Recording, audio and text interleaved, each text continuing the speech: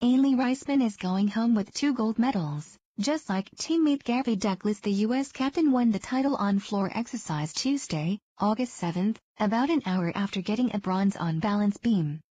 Add in her gold with the Fierce 5, and she leaves London with 3 medals, most of any of the Americans. It's the first Olympic gold on floor exercise for a U.S. woman.